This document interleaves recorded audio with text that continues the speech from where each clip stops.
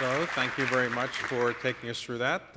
Let's go back a little bit before the first picture you had. The first picture was a picture of the Earth. Yeah. Let's go back well before that.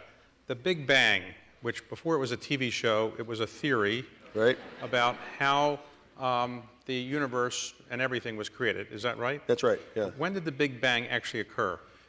Best we can tell, about 13.8 billion years ago. Now, that's the conventional wisdom is that that was the event that precipitated everything in their universe. The formation of our universe. What was the theory, what was the conventional wisdom before the Big Bang theory was the conventional wisdom? I think there was just broad confusion in 1926.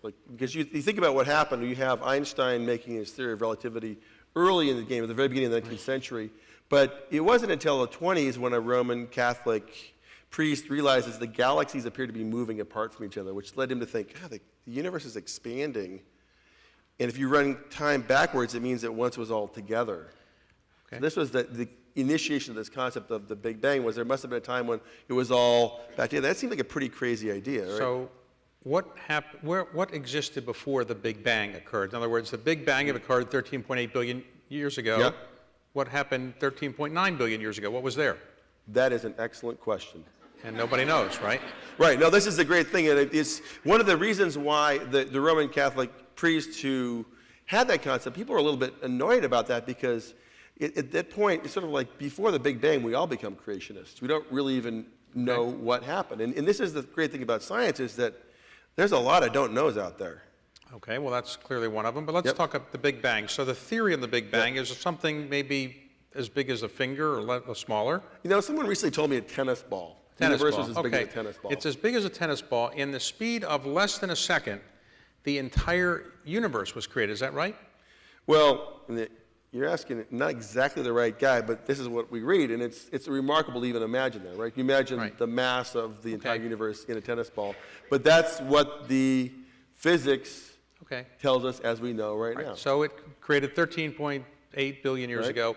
Our own solar system is roughly how old? Just about the age of theirs, like 4.67 billion years. Okay, so the sun was created first. Yep.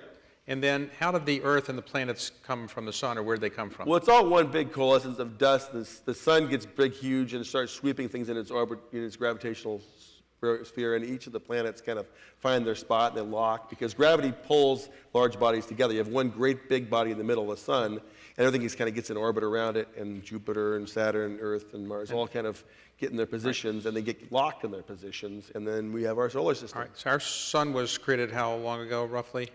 4.6. Okay, now the sun will burn out in 5 billion years, more or less? Yeah, it's basically just going to run out of fuel, and when it does that, it's going to cool down and it'll start expanding, and it's going to expand almost out to where our orbit is, which could be a bad thing, actually, to have the sun expanded. Before that happens, humans either have to get off the Earth, or everything will be gone, right? But you have 5 billion years to plan. Okay, all right. So, all right, so the solar system was created, and you have the planets going around, but were they all shaped kind of like a ball, or how did they come to that shape? They start as molten things, and they're spinning, and they're in an orbital thing, so they kind of get, like you craft, like if you wanted to carve a round ball, you'd spin something and carve it. And with a molten blob of stuff, and a lot of these planets started as molten, they kind of spun into this ball and then cooled down. Some cooled all the way down, some stayed kind of hot for a long time. So the Earth itself is roughly 5 billion years old? No, we would say it's just younger than the sun. So the 4.55 billion years. The Earth is 4.5 billion years old. When did life first appear, the first cell? So we don't know exactly. We have fossils that are 3.5 billion years old, and they're just single-celled things. And we have some chemistry that says that life might be as old as 3.8. What it looks like is as soon as you get water, as soon as the Earth is cool enough for water, it's cool enough for life. Okay. So the Earth is roughly, let's say, that period of time in terms of age, and life is 3 point whatever billion years. Why is it accepted as the conventional wisdom that there was one cell which produced other cells. Why couldn't simultaneously there have been one cell here, one cell here? Why couldn't it have happened simultaneously? Well, I mean, that would seem to be logical, right? And some people even suggested that little meteorites coming from other places seeded the Earth with life. And you could imagine a scenario where there's different kinds of life forms coming in, if you think that life is common in the universe or in the solar system. But one of the things that started to make people think about life being from a single point is that the discovery of DNA and the recognition that all living things have DNA, it's like, wait a minute, all living things are related to each other, which means they all had a common ancestor, which takes you back to a single point of life. Well, let's go to the dinosaurs. The dinosaurs started around 260 billion years? Or? 230 million. 230. Don't get your billions and millions. I know that you're a philanthropist. Right. Okay, million, right, sorry. 230 million years ago, okay. All right? Now, the dinosaurs, people make fun of them. They all say, you're a dinosaur, you're old. But how long did the dinosaurs live on the face of the Earth? By the way, first of all, that's deeply offensive. I want you to know that. Okay. Dinosaurs, the first ones are about 230 million years ago. Right. And the big extinction happened in 66.02 plus or minus 20,000 years. But remember, birds are dinosaurs. So the correct answer is either 150 million years, or the whole full 230. And you think humans will make it 150 million years? Not so much. Not so much. Okay. So the dinosaurs were roaming the Earth, and how many different species of dinosaurs were there? There were hundreds that we know about. There were probably thousands. And did they, each species kind of left each other alone, or they eat each other, or how did they survive? You know, if you think about how the planet works now, we have ecosystems where there are plants, and there are herbivores, and there are carnivores. And the herbivores eat the plants, and the carnivores eat the herbivores, and there's a bunch of insects and diseases that work around there, some microbiomes. But we've basically had that kind of world since sometime in the late Permian period. So where you have plants, herbivores, and carnivores, and the dinosaurs were in that world. There were herbivorous ones, there were carnivorous ones, and there were plants, and a bunch of other stuff, too. What color were they? Well, this is the thing, is color is something that you would imagine would be hard to fossilize. You fossilized your sweater, it'd probably lose the color. And we always thought, well, dinosaurs were gray.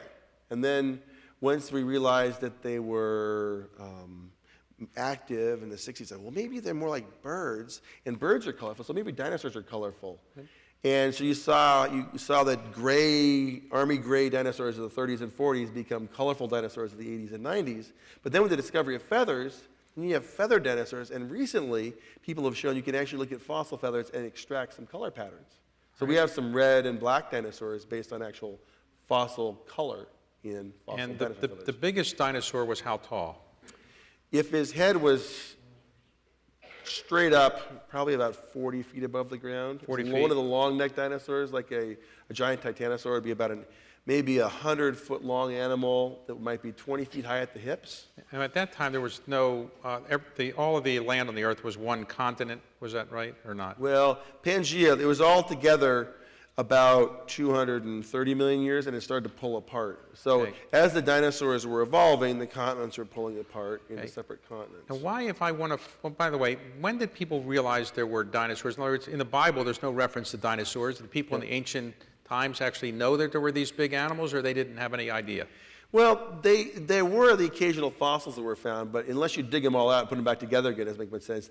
Certainly in Mongolia, there are some dinosaur sites where the dinosaurs weather out of the ground. They look like dragons, and I think that the dragons of China might have a little bit to do with dinosaurs. But in Western civilization, the first time somebody named a dinosaur was 1842. That was based on bones found in 1820s in England. So on dinosaurs, what was in Jurassic Park was the idea that you could get the DNA out of a bone, perhaps, or the marrow of a bone of a dinosaur, and maybe we could create a new dinosaur. Is there any possibility that that could actually be done? Man, that was such an exciting time. You remember that? We're like, dinosaurs for pets. And we couldn't even at that time, we couldn't even make an animal out of DNA. If you took a fresh bit of DNA and make a new animal. So it was a cool idea, and there's been incredible advances in genetic technologies and genomics, and there's lots of things we're doing now we never thought we could do before. But with dinosaurs, you need to have the DNA, and DNA is an unstable molecule. It actually comes apart pretty fast if you cool it or heat it. And as it turns out, the last dinosaur is 66 million years ago. The oldest DNA is maybe 100, 200,000. So it's a long time between the oldest DNA and the youngest dinosaur. Oh, so not likely to happen. I guess I could have said no. Okay. All right. Why were the dinosaurs so big? I mean, how come we're only 6 feet, 6.5 feet, whatever the type, 7 feet of your basketball player or something? But why were they so big? Well, so you get big if you can. And if you're a animal that eats plants, sometimes, if there's plenty of plants out there, there's nothing stopping you from getting big. And sometimes getting big actually lets you escape from the predators, right? If a predator is bigger than you, that's a bad situation. But if you're way bigger than the predator, life is good. So, and we see that with whales too, right? The whales get big when there's ample food and not enough predators. It's predation and food are the things that keep animals in check. So an asteroid came about 60 million years ago? 66.02. 66.02. And before that theory was accepted as the conventional wisdom, that the asteroid hit Mexico and created this big hole, and the dust and so forth came around, people and the dinosaurs couldn't breathe. What was the conventional wisdom before that about why the dinosaurs disappeared? There wasn't much conventional wisdom. People had kind of given up on the topic. They didn't really think they could measure. They thought, extinction. They didn't even think that extinction could happen fast. It's like things went away. They might have got tired. They may have over-evolved. There are a lot of kind of sloppy non-theories, and a lot of people who study dinosaurs said, don't study extinction. It's not a real science. Okay. Now, if I want to go on a dinosaur hunt to get some bones, fossils, 2 questions. First, why do I have to go out to Montana or someplace like that? Why can't I find it in Washington, D.C.? There are, in fact, dinosaurs in Washington, D.C. There's one called... Not Congress. I mean... Oh, sorry. No, but you mean in your bone. Yeah, real bone. There's, in fact, one bone that was named Capitalosaurus, if you can believe that. Just a scrappy vertebra. But in the area around here, the rocks beneath Washington and Maryland are called the Potomac Group. They were deposited about 100 million years ago. And there's dinosaurs there, but the problem is there's subdivisions and trees on top of them. So if you want to find a dinosaur, go to a place that's dry enough that it's too dry for plants to grow, and you have deserts and badlands, and you walk around, there's dinosaur bones. All right, let's suppose I do that. I go to some place and I actually see a dinosaur bone or a dinosaur egg or something. Can I just take it home? Or? Well, I mean, you could, but the question is who owns the property? Because whoever owns the property owns the dinosaur bones. If you're on your friend's ranch and he says, if you find a dinosaur bone, take it home with you, sure, why not? But if you're on federal land, the federal government, the U.S. federal government, reserves the federal dinosaurs for the good of the nation. So a lot of them come here in other museums where they can be studied by people. All right, so when the dinosaurs died, by the way, why did cockroaches not die out or other bugs didn't die out when the asteroid hit? Why did they not die out? It seems like what let things survive was if they were small or aquatic or they lived underground. Because if you're small, you don't need much food and you reproduce really fast. So even if a bunch of them get killed, there's still a bunch of them left. But you do this experiment. You go to Africa today, kill 1 million elephants and kill 1 million mice. What do you got? No more elephants and a lot more mice. And the mice come back fast. So it's really a function of body size and requirements. Right. So the dinosaurs sort of dominated the Earth, you could argue, when they were around. But after 66.02 million years ago, they went away. Yeah. So what dominated the Earth between the time that dinosaurs were gone and the time that humans showed up? Well, there are mammals, which are our ancestors. There are a lot of mammals that survived that were sort of in the rat to raccoon size category. Right. But once they survived, the dinosaurs went around, there was all this food, and they grew larger body sizes. Within a few million years, you had cow-sized mammals, eventually rhinoceros-sized mammals, and eventually elephant-sized mammals, in fact, elephants. So who was running the Earth then? Just the mammals were running around and nobody was bothering them? No well, carbon? I mean, they were carnivorous mammals too. They were bothering the herbivorous mammals, just like the carnivorous dinosaurs bother the herbivorous dinosaurs. So humans showed up. Lucy might have been the first or close to the first. So how old was she? She was 3.2 million years and found in 1974. And we've pushed the age back. And if you go upstairs to the Hall of Human Origins, there are early animals on the lineage towards humans that start appearing at like 6 and 7 million. So it looks like the last time that chimpanzees and humans had a common ancestor was around 8 million years ago. Okay, so Homo sapiens, which is what we are, presumably, we're roughly 200,000 years old? Yeah, for the sort of modern type. And we don't really know if that 200,000-year-old Homo sapiens was a suit-wearing, language-speaking individual. Right. But they are anatomically similar to you and me. Okay, and so they first appeared in Africa, Yep. and then they just spread all over, and they mated with Neanderthals, and basically there's a lot of intermarriage, you might say. Well, it appears that we all have a little bit of Neanderthal in us. Some of us more than others. There's another extinct, me a lot. There's another extinct group of humans called the Denisovians. Right. And there's even some other ones that we can recognize genetically that are in our lineage. So wave after wave of humans came out of Africa, and there was a lot, there are times when there are more than one kind of human on the planet at the same time. Now, humans are dominant in the earth. We can basically kill animals, it seems, and so forth. One of the things we have that's unique is the brain. It's relative to our body size, pretty big. How big was the dinosaur brain relative to its body size? That was a different kind of story. I mean, a 25-foot-long stegosaurus would have a brain that wasn't as small as a walnut. It was the size of 3 walnuts. Okay. And, even something like a Tyrannosaurus rex, a 50-foot-long, smart, carnivorous, predatory animal, has a brain that was about this big, smaller than my brain. So if we had not discovered fossil fuels, we started burning coal in the 1800s and oil and gas in the late 1800s and 1900s. Suppose we had never done that. Would there be global warming right now? No. So it comes about solely from humans, in your view, or almost solely from humans. Yeah, I mean, one of the great things about the fossil record and the geologic record is you can actually understand what causes climate to change. And there's sort of a long scale going, which is volcanoes put carbon dioxide in the atmosphere and weathering takes it out. So we know how climate works without humans. And we know that it's kind of in equilibrium because as the weathering takes it out, we're always pulling it out of the air. It's a slow process. Now, we're just burning fuel like mad. Do you know if you burn a gallon of gasoline, how much carbon you get out of that? I don't know. A gallon of gas weighs 6 pounds. 5 of those pounds are carbon.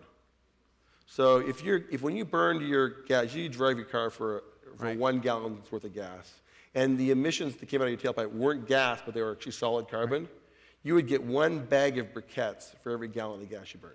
Now, how many species are there on the face of the earth today?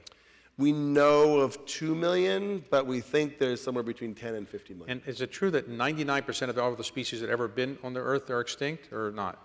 It must be, because life's been around for 3.8 billion years, which is a really long time. An average species lasts?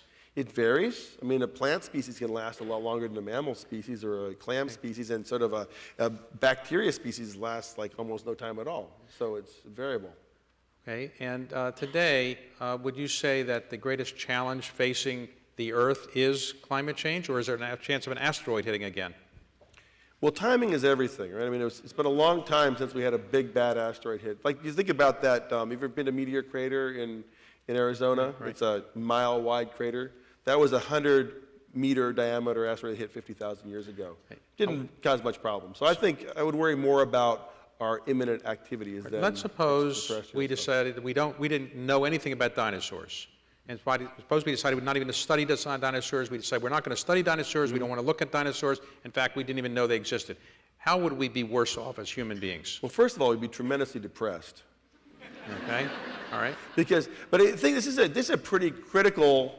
I mean, this planet has an amazing story, and you want to take the middle of the story and take it out and pluck it and throw it away. That's like telling me, look, you can have human history, but leave out the bit about the Greeks, the Romans, the Middle Ages, and the Renaissance. The dinosaurs are the middle of the story, and it's a pretty cool story. And our history is so important to help us understand who we are, where we came from, and what's going to happen next. So the new exhibition you're going to have, the hall, that will open in 2019. How much money do you need to finish that? We need $25 million to finish it. Okay, and where do you expect to get that $25 million? From Skip Homer. Right, okay.